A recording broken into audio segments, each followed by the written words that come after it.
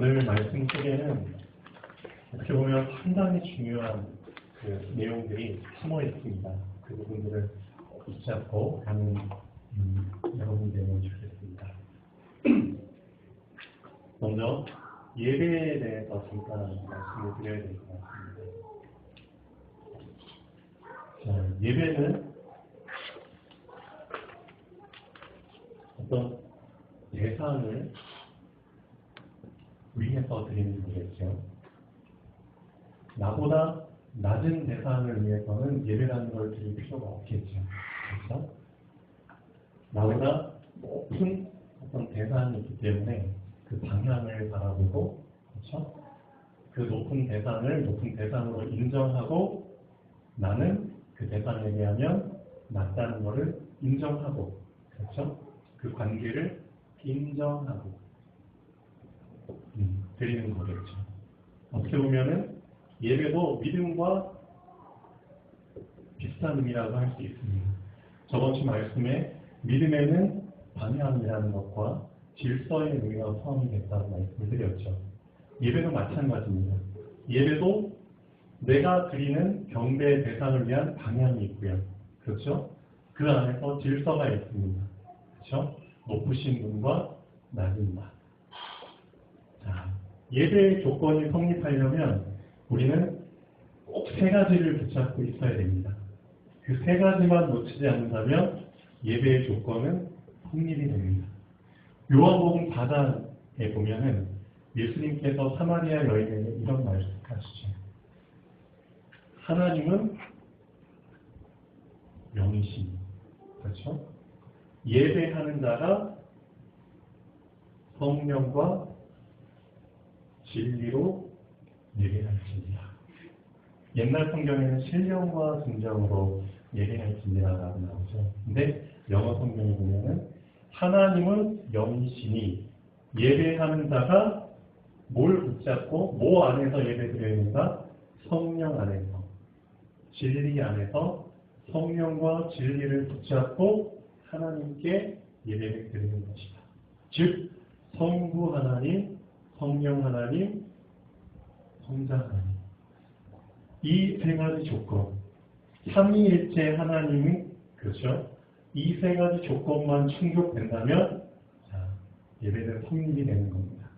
맞죠? 그래서 지금 이 시간 우리가 예배를 드리지만 맞다.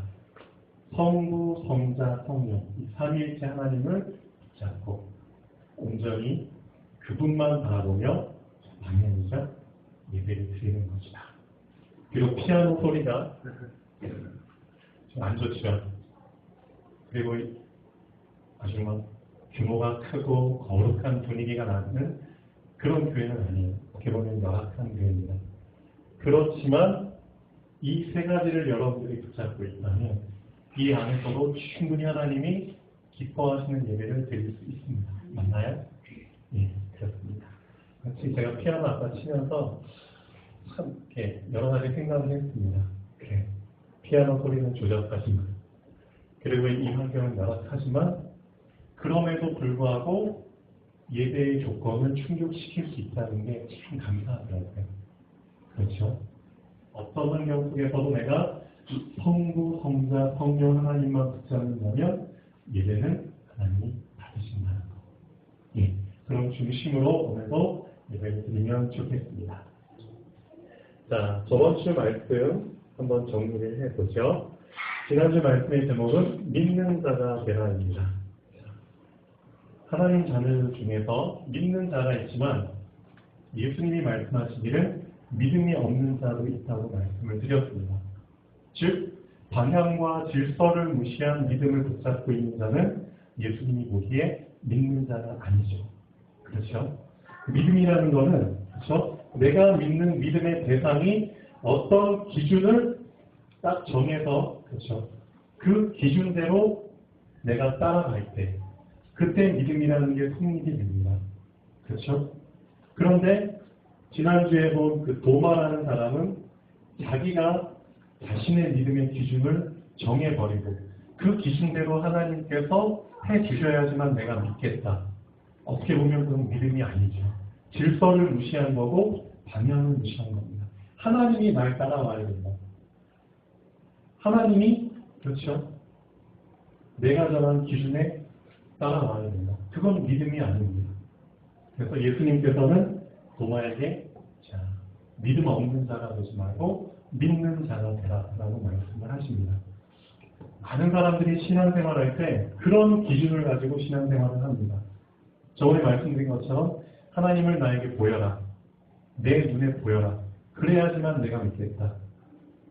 그런 기준은 아니지만 뭔가 하나님이 나에게 내 문제를 해결해 주셔야지만 내 경제 문제 해결돼야지만 아니면 병원에 입원한 사람들은 내 병이 고쳐져야지만 아니면 죽기 직전의 사람들은 내 수명을 연장시켜줘야지만 그런 기준을 충족해야지만 하나님을 믿겠다. 그렇죠? 우리는 그런 기준은 아니다 할지라도 우리 마음속에도 그런 기준들이 상당히 많이 남아 있습니다. 그렇죠?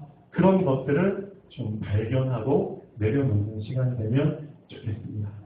그것이 정말 하나님이 원하시는 믿음이 아닌가 싶습니다. 그렇죠? 그 믿음 안에 있는 질서와 방향을 절대 놓치면 안 됩니다. 우리는 하나님이 인정하시는 믿는 자가 되면 좋겠습니다.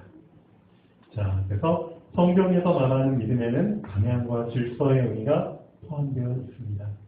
방향과 질서를 무시하는 믿음의 사람에게 예수님은 믿음이 없는 자라고 말씀하십니다. 그리고 또 많은 사람들이 뭐에 근거한 믿음을 갖고 있나요?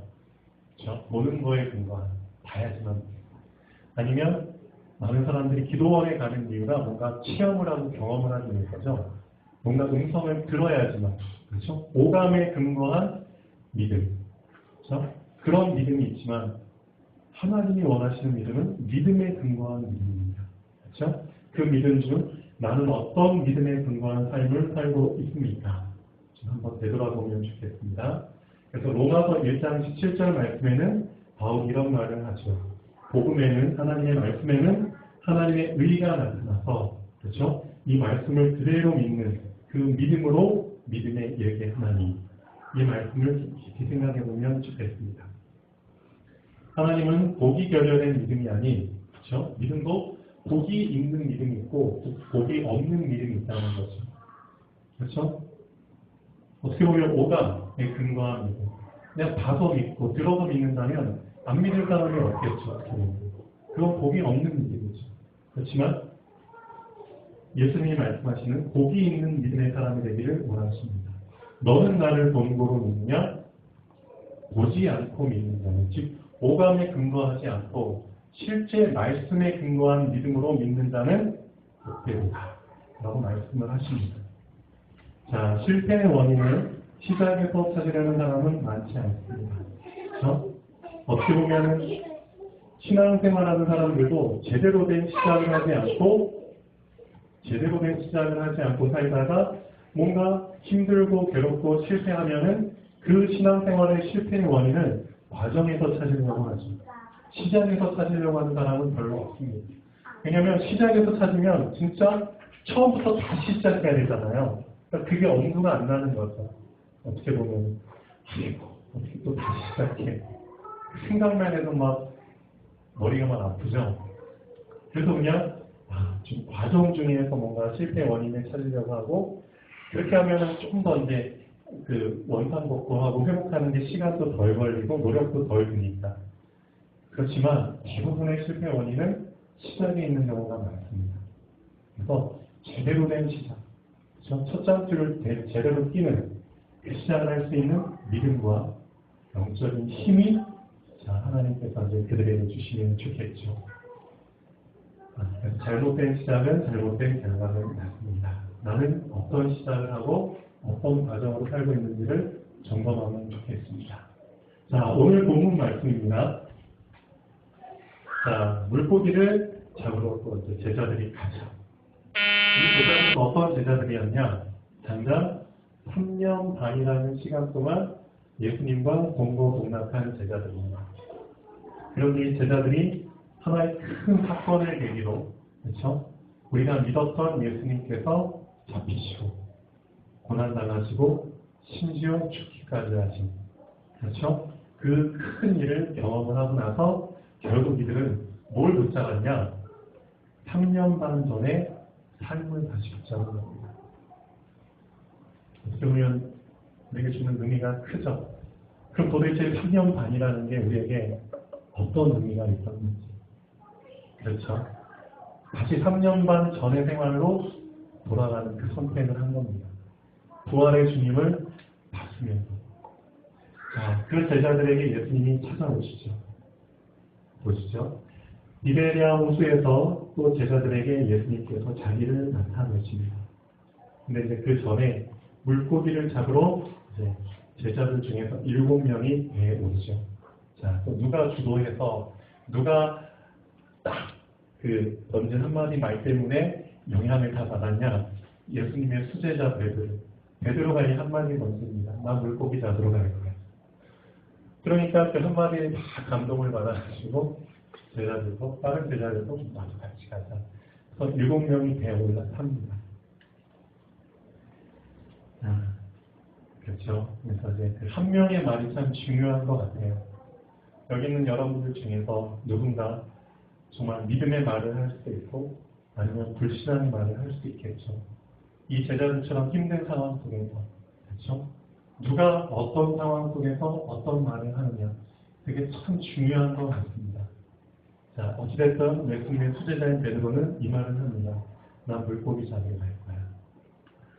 자, 그때 7명이 같이 올라타죠. 그런데 중요한 거는 그날 밤에 아무것도 잡지 못합니다. 자, 다 실력자들이죠. 네노라는 베테랑들입니다. 3년 반 동안 물고기 안 잡았지만, 그렇죠? 예수님 따라다니느라고 물고기 잡던 생업을 중단했어요. 그렇지만 그 실력이 녹슬진 않았다는 거죠. 평생 물고기 잡았던 사람들이기 때문에. 그렇지만 그날 밤늦게까지 물고기를 잡아도 한 마리도 못 잡았다는 겁니다. 자, 그때 예수님께서 등장하시죠. 자, 예수께서 바닷가에 서서 제자들에게 이르십니다. 너희에게 고기가 있느냐? 그러니까 이제 제자들이 그 말을 듣고 없습니다. 좀 창피한 대답이죠. 한 마리도 못 잡았습니다. 그러니까 예수님께서 이렇게 말씀하시죠. 그물을 배 오른편에 던지라. 그리하면 잡으리라. 근데 성경에 나오진 않았지만 그 말을 듣고 나서 제자들 중에 아마도 눈치 빠른 제자는 3년 반 전에 그 상황을 아마 떠올렸을 것 같아요. 3년 반 전에도 똑같은 상황이 있었습니다. 자, 한번 읽어보시죠. 자, 누가복음 5장 1절에서 11절까지입니다. 그 상황은 누구는 절대 잊지 못하죠. 왜냐? 첫 번째 시작을 하게 된 계기가 됐기 때문에. 자, 결론 부분을 한번 다시 같이 보면 좋겠습니다. 누가복음 5장 1절에서 11절까지. 무리가 몰려와서 하나님의 말씀을 들을 때 예수는 게네사렛 호숫가에 서서 호숫가에 배 두 척이 있는 것을 보시니 어부들은 배에서 나와서 그물을 씻는지라. 예수께서 한 배에 오르시니 그 배는 시몬의 배라. 베드로 배에 오르시니라. 육지에서 조금 떼기를 청하시고 앉으사 배에서 무리를 낚으시더니 말씀을 마치시고 시몬에게 이르시되 깊은 데로 가서 그물을 내려 고기를 잡으라.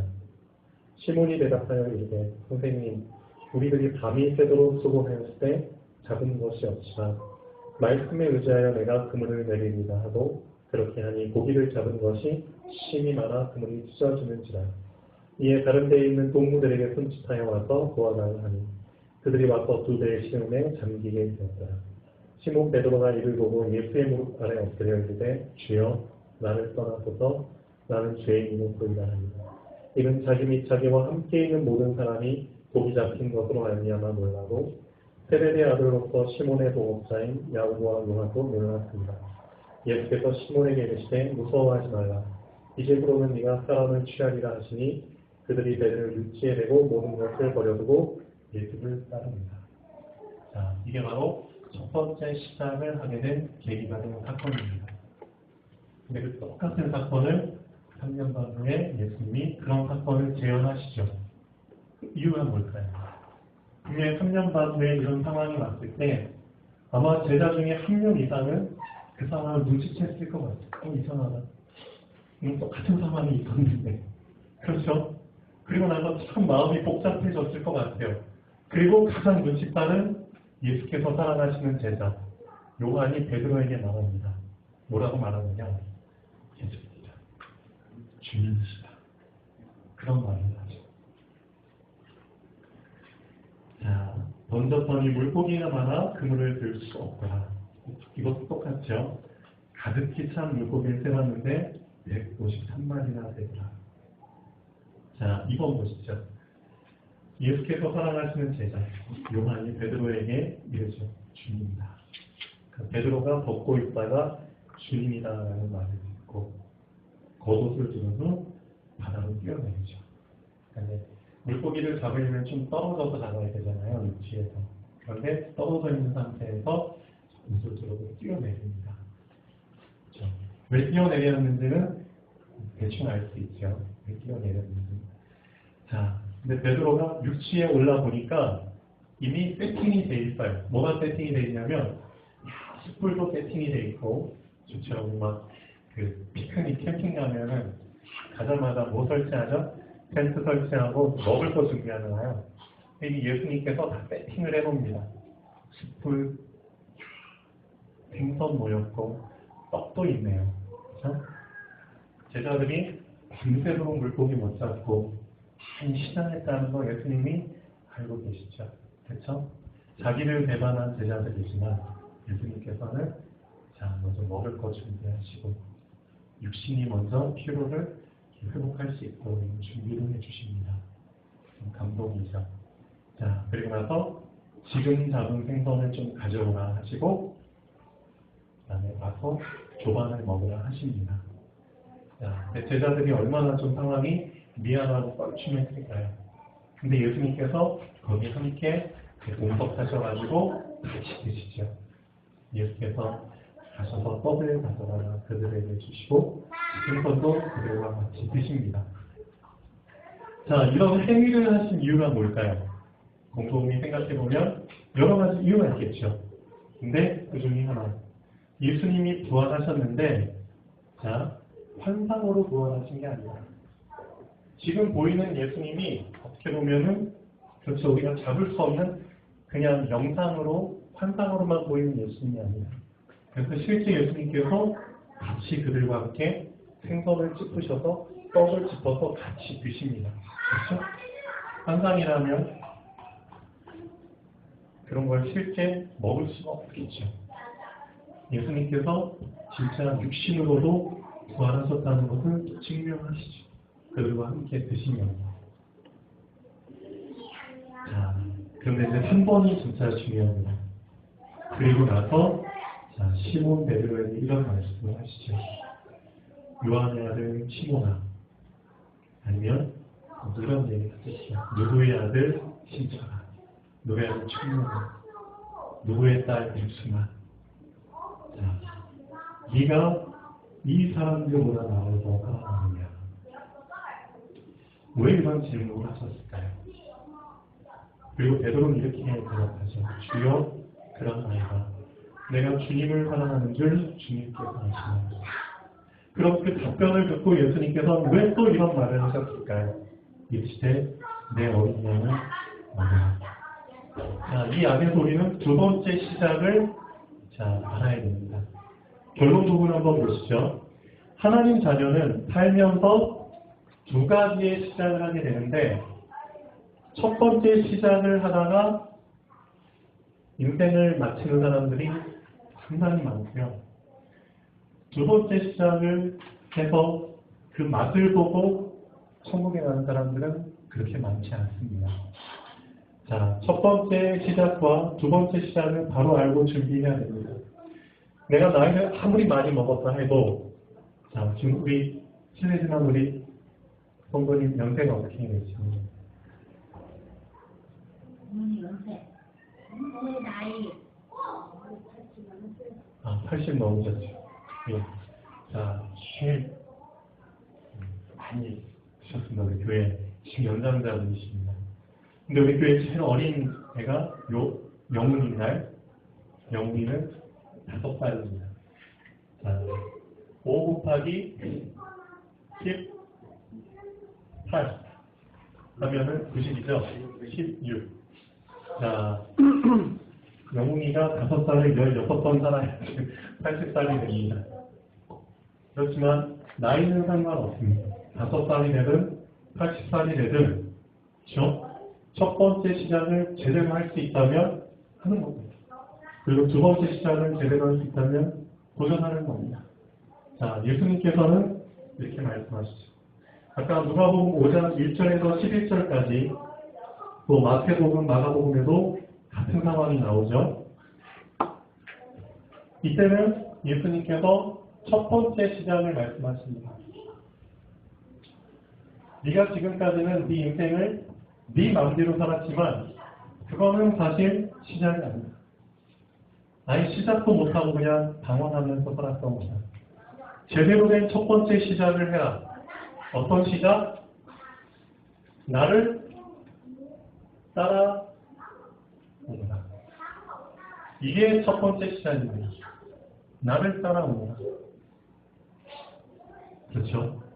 그래서 우리가 예수님을 영접하고 예수님을 따라간다면 그것은 첫 번째 시작이 되는 겁니다.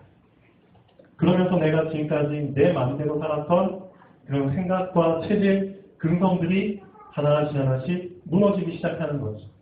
그런 싸움을 싸우게 되는 겁니다. 첫 번째 시작은 곧 나를 살리는 시작입니다. 내가 살기 위한 시작입니다. 이것이 곧 복음입니다. 그렇죠? 복음은 곧 나를 살리는 겁니다. 그렇죠? 복음만이 나를 살리고 나를 변화시킵니다.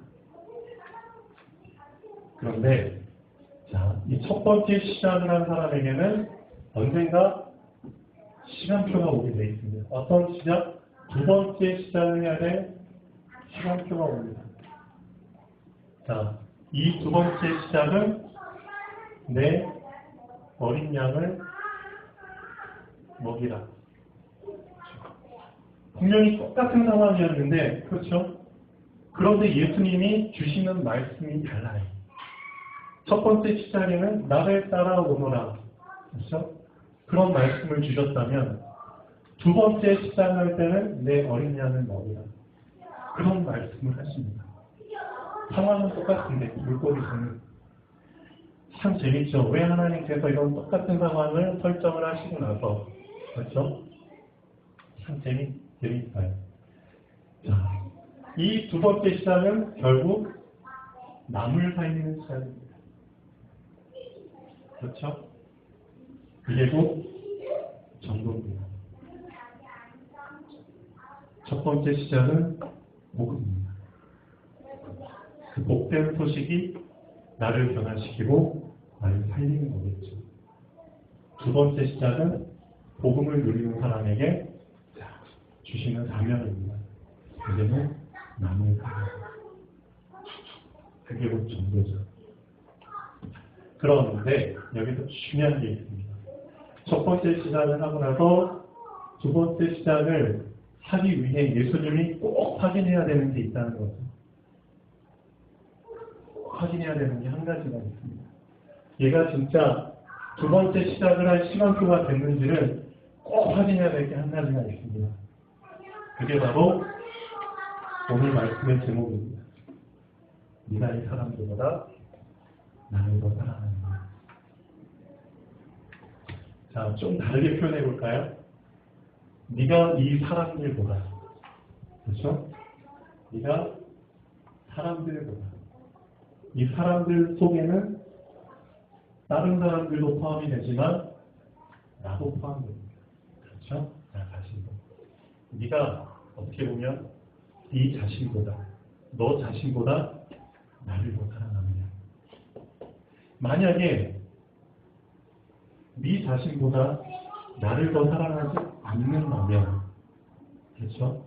아직 예수님을 사랑하는 것보다 내 자신을 더 사랑한다면 사실 그 사람에게는 두 번째 시작을 할 시간표가 아직은 아니겠죠. 그렇죠? 남을 살린다는 거는, 그렇죠? 내 자신 중심적인, 아직은 내 자신을 더 사랑하는 사람은 할 수 없는 일입니다. 그렇죠? 그래서 예수님께서 확인하시는 겁니다. 네 자신보다 나를 더 사랑한다는 것은 곧 네 자신보다 남을 더 사랑할 수 있다는 얘기다. 그런 이야기도 되겠죠. 예수님의 말씀을 더 사랑한다는 얘기고, 예수님의 말씀대로 내가 더 살길 원한다는 얘기도 의미도 포함이 되기 때문에 그것을 확인하는 겁니다. 그래서 네가 이 사람들보다 나를 더 이제는 사랑할 만큼 네가 바뀌었느냐, 이 3년 반 동안 그걸 확인하시는 거예요. 3년 반 동안 네가 나를 잘 따라오면서, 그렇죠? 네 혈기 못 이겨가지고 만든 실수들도 많이 경험을 했을 겁니다. 심지어는 예수님 보는 앞에서 예수님을 배신 때리는, 배신하는 그런 상황도 네가 저질렀다. 참 많은 과정들 속에서 많은 실수를 저질렀지만 그래도 그 3년 반이 헛되지 않았다는 거죠. 내가 썼다 다시 쓰러지는 오뚜기 인생처럼. 그렇지만 예수님께서 이 3년 반 동안 베드로 마음속에 뭔가 하나 심어줬다는 거죠. 그게 뭐였냐면 예수님에 대한 사랑이었어요. 그렇죠? 네가 이 사람들보다 나를 더 사랑하느냐. 베드로가 대답을 참 잘한 것 같아요. 주여, 그러하이다. 내가 주님을 사랑하는 줄 주께 아시나요? 그런 답변을 만약에 제가 주님을 사랑합니다라는 답변을 예수님께 안 했다면, 만약에 안 했다면 아마 예수님이 두 번째 시작을 알리는 이 말을 주셨을까요? 안 주셨을까요? 예수 고민이 좀 생겼어요. 이 말을 해야지 내가 이 말을 주는데, 그렇죠? 근데 베드로가 잘 말했던 것 같아요. 아직 베드로의 체질이나 그런 부분이 잘 바뀌지는 않았지만 분명히 마음속의 중심에 사랑이 심겼다는 거죠. 진짜. 그거 하나만 확인하면 됩니다. 그렇죠? 그게 바로 내 자신의 한계를 뛰어넘는 시작입니다. 맞죠? 이제 내 수준을 뛰어넘어, 그렇죠, 더 높은 수준을 붙잡는 시작입니다. 나라는 한 사람을 뛰어넘어 이제 남을 생각하며, 남을 이해하며, 남을 살리는 그런 시작입니다. 그걸 확인하는 유일한 한 가지 방법. 네가 이 사람들보다 나를 더 사랑하느냐. 그렇죠. 그래서 예수님께서 우리들에게도 이런 걸 묻고 계시겠죠. 누구야? 정말 나를 사랑하느냐. 그래서 이 교회 안에 얼마 안 되는 성도님들이 계시지만 이분들 중에는 첫 번째 시작을 해야 될 분들도 계십니다. 맞죠? 첫 번째 시작을 해야 될 분은 정말 딴 거 바라보지 말고 나를 따라오거나 이것만 붙잡으시면 됩니다. 진짜 자거나 오거나 견문질 할 시간 없습니다. 하지 말고 정말 예수님만 따라하시면 됩니다. 예수님 눈에 보이지 않기 때문에 예수님께서 주신 말씀 붙잡고 따라하시면 됩니다. 그럼 예수님의 성령께서 말씀대로 인도하십니다. 그 중심을 가지고 따라하시면 됩니다. 가다가 베드로처럼 많은 과정을 거치겠죠? 그렇지만 상관없습니다. 분명히 따라가다 보면 두 번째 시작을 할 때가 옵니다. 이 가운데는 두 번째 시작을 해야 될 분들도 계시겠죠? 그리고 이미 그 시작 속에 들어온 분들도 계실 겁니다. 그렇죠. 그래서 오늘 말씀의 제목처럼 사랑이라는 것을 절대 놓치지 않고 인도받으시면 좋겠습니다. 자, 결론 부분 한번 보겠습니다. 하나님 자녀는 살면서 두 가지 시작을 하게 됩니다. 첫 번째 시작과 두 번째 시작을 바로 알고 준비해야 됩니다. 누가복음 5장 1절에서 11절의 첫 번째 시작은 나를 살리는 시작입니다. 자, 오늘 본문 말씀의 두 번째 시작은 남을 살리는 시작입니다. 그래서 나도 살리고 남도 살리는 하나님을 시원케 하는 그런 삶을 하는 시작을 하시면 좋겠습니다. 기도하겠습니다. 살아계신 하나님, 오늘 이 정말